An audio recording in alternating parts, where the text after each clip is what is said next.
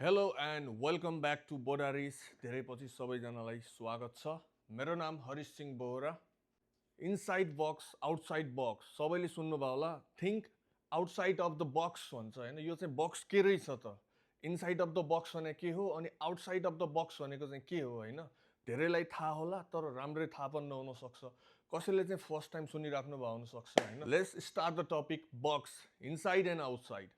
Inside of the box भन्नाले चाहिँ के भन्दाखेरि नर्मल्ली चाहिँ के भइरहेछ त अहिले लाइफमा तपाईँको मेरो हामी सबैजनाले चाहिँ कसरी डेली लाइफ डेली रुटिन बिताइरहेछौँ त। नर्मल्ली बिहान उठ्ने, कसै काम होला, काम जाने, कसैको स्कुल कलेज होला, कोही केही घरमै बसिरहेको छ होला। त्यही हो normal inside of the box भनेको। जे छ सराउन्डिङ, जे जस्तो रुटिन छ त्यो फलोअपमा जाने, त्यसैलाई नै बिताइराख्ने, त्यसरी नै दिनचर्या कटाएर साल महिना वर्षौँ 10 वर्ष 20 वर्ष कटिरह हुन्छ होइन। अनि आउटसाइड अफ द बक्स भनेको चाहिँ के, यो बाहेक प्लस के छ त होइन। यो बाहेक प्लस भन्नाले चाहिँ पोसिबल मैले अहिले मेरो जुन क्राइटेरियामा औकात छ होइन, भ्यालु मेरो जति छ यो भ्यालु कसरी बढाउन सक्छु। यो भ्यालु बढाउने कुरा भन्ने बित्तिकै बक्सभन्दा बाहिरको कुरा हो, किनकि त्यहाँ चाहिँ सम्भावना छ। सम्भावना हुने बित्तिकै फिक्स छ भन्ने होइन, त्यहाँ चाहिँ धेरै हसल धेरै मेहनत गर्नुपर्छ। थिङ्क आउटसाइड द बक्स भनेको चाहिँ यही हो। आफ्नो चाहिँ डेली लाइफ डेली रुटिनभन्दा बाहिर सोच्नु। अब जसै मानौ कोही अहिले जब गरिराख्नु भएको छ होला होइन, उहाँलाई चाहिँ अब केही समयपछि आफ्नै बिजनेस बनाउनु मन होला। अहिले काम अब 9 to 5 8 to 5 जे गरे पनि काम, अब भोलिको दिनमा चाहिँ कसरी गर्ने के गर्ने। अब जसै म 8 to 5 छु, मैले केही पोसिबल आउटकम निकालेर चाहिँ कसैलाई केही हेल्प हुनसक्छ कि कसैको लाइफमा भ्यालु एड गरिदिन सक्छु कि, हुन्छ नि। त्यही हो बक्स। अहिले आफू चाहिँ एउटा बक्सभित्र बन्द छ, एउटा चाहिँ उसको लाइफ होइन, अफिस जाने आउने, मन्थली स्यालेरी लिन्छ बस्छ, रेगुलर लाइफ कटाइरहेछ। त्यो बक्सभन्दा बाहिरको सोचिरहेछ उसले। भोलिको दिन अब त्यस्तै चाहिँ अपर्च्युनिटी क्रिएट अरूको लागि गरिदिएर आफू चाहिँ अरू पोसिबल कुराहरू चाहिँ अगाडि बढ्न सकौँ होइन। त्यसको लागि इनसाइड बक्स भनेको चाहिँ नर्मल्ली जे हामी छौँ अहिले जे गरिरहेछौँ युजली होइन, त्यो चाहिँ इनसाइड अफ द बक्स हो। सबैलाई थाहा छ। आफूलाई हेर्ने बित्तिकै, आफ्नो ब्याङ्क अकाउन्ट हेर्ने बित्तिकै, आफ्नो क्यारेक्टर हेर्ने बित्तिकै, आफ्नो सर्कल हेर्ने बित्तिकै थाहा हुन्छ कि म इनसाइड अफ द बक्स नै छु। आफ्नो माइन्डसेट हेर्ने बित्तिकै थाहा हुन्छ कि म इनसाइड अफ द बक्स छु। जे छ त्योभन्दा प्लस, त्यो चाहिँ परिवर्तन हुन सक्ने फ्याक्टरतिर जानु भनेको चाहिँ आउटसाइड अफ द बक्स भन्ने बित्तिकै फेरि अब म बाहिरको सोच्छु, बक्सभन्दा बाहिर गर्नु छ, यहाँ त्यहाँ उखाडिदिन्छु होइन। पहिले चाहिँ तिम्रो चाहिँ बक्सभित्र चाहिँ के छ, जबसम्म तिमीलाई थाहा हुँदैन, जबसम्म इनसाइड अफ द बक्स बुझ्दैनौ आफ्नो बारेमा, आफ्नो माइन्डसेट आफ्नो सर्कल सबै बुझ्दैनौ, आउटसाइड अफ द बक्स सोच्न पनि सकिँदैन। अनि बाई चान्स सोच्यो भने पनि बाहिर गएर बक्सभन्दा बाहिर स्टेप लिन धेरै गाह्रो हुन्छ। फर्स्टमा चाहिँ इनसाइड बक्स आफ्नो क्राइटेरियाभित्र बसेर चाहिँ सबै बुझौँ, आफू फाइनल भएर तब बल्ल कदम चालौँ आउटसाइड अफ द बक्स। त्यही हो। अब आउने 10 देखि 15 साल भनेको नेपालको चाहिँ गोल्डेन डेज, गोल्डेन इयर्स भन्छु। मेरो एनालाइसिसले त्यही भन्छ।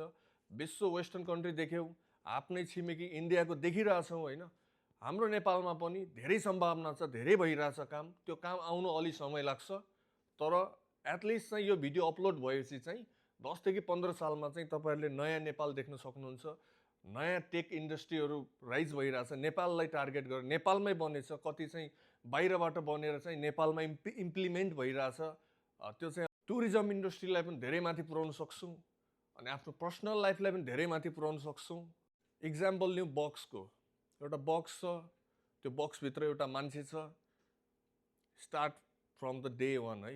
डे वानमा मर्निङबाट बिहान उठ्छ, फ्रेस हुन्छ, यताउता अलि एक्सर्साइज, अलिकता बिहान ब्रेकफास्ट, त्यो पछि अब जब जानु छ कि अब कलेज जानु छ कि जान्छ। आफ्नो चाहिँ बिहानको चाहिँ दिउँसभरिको सेड्युल चाहिँ त्यहाँमा लाग्छ। अनि बेलुका फर्किएर आउँछ, टाइड फिल भइरहन्छ, फ्रेस हुन्छ, अलिकता फ्यामिलीसँग टाइम स्पेन्ड गर्छ, डिनर, अलिकता मोबाइल स्क्रोल रिल्स, सुत्छ, सुत्दाखेरि इमेजिन गर्छ यो त्यो होइन, बिग ड्रिम्स होइन।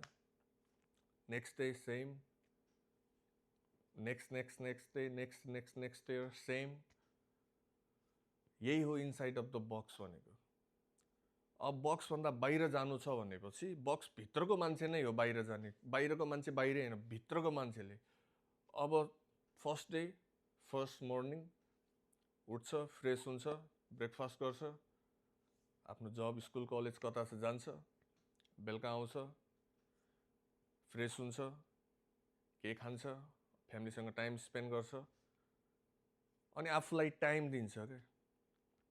भोलि के सोचेको छ त भोलिको दिनमा त्यो स्किल्स डेभलप गर्छ क्या आफ्नो, या बुक पढ्छ, या आर्टिकलहरू हेर्छ अनलाइन, या कुनै राम्रो राम्रो पोडकास्टहरू सुन्छ रेगुलर बेसिसमा, अनि उसले चाहिँ भोलिको दिन या तत्काल अहिलेको लागि कुन स्टेप लिँदा राम्रो हुन्छ, या पेपर वर्क हुन्छ कि, या चाहिँ प्लानिङ हुन्छ कि, या चाहिँ कनेक्सन हुन्छ कि कतैतिर हुन्छ नि, राम्रो राम्रो एउटा फ्रेन्ड सर्कल, एउटा त्यही खालको माइन्डसेटको एउटा ग्यादरिङ, एउटा ग्रुप बनाउँछ कि, काम पनि गर्दै आफ्नो डेली लाइफलाई पनि ब्यालेन्स गर्दै लग्दै जब बक्सभित्र भरिन्छ नि, अनि बिस्तारै केही समयपछि चाहिँ फर्स्ट स्टेप आउट हुन्छ। त्यो भनेको बक्सबाट बाहिर निस्किनु। त्यो के हो आउट हुनु बक्सबाट बाहिर भन्दा चाहिँ जे उसले वर्षौँदेखि चाहिँ प्र्याक्टिस गरिरहेको थियो, रेगुलर बेसिसमा स्किल डेभलप गरिरहेको थियो, नेटवर्क बनाइरहेको थियो, आफ्नो फ्रेन्ड सर्कलको माइन्डसेट माथि बनाइरहेको थियो, त्यही माइन्डसेटको सर्कलमा बसिरहेको थियो, त्यसको रिजल्ट भनेको first step outside the box हो। कोही पनि नहतारिम, स्पेसल्ली नेपालको चाहिँ अब आउने 10 देखि 15 साल गोल्डन इयर्स हुनेवाला छ। अर्ली 20sमा हुनुहुन्छ भने रमाइलो गर्नुहोस्, बबाल रमाइलो गर्नुहोस्, मेमोरेबल पलहरू बिताउनुहोस् होइन। +2 सकिसक्या हुन्छ तबसम्म कलेज जाँदै पढ्दै आफ्नो डेली बेसिस गर्दै भोलिको दिनलाई टार्गेट गरेर के गर्ने त त्यसलाई पनि रेगुलर बेसिसमा स्किलमा फोकस गरौँ। अब हाम्रो नेपालको पालो छ, अब हामी नेपालीको पालो हो होइन। त्यही हो, अब अगाडि बढ्नुपर्छ सबैजना मिलेर, आउटसाइड अफ द बक्स सोच्ने हो, नेपाललाई माथि पुर्याउने हो, आमा बाउलाई प्राउड फिल गराउने हो। त्यही हो, सबैले त्यही माइन्डसेट राखेर हिँडौँ। जय Nepal and that's my time guys.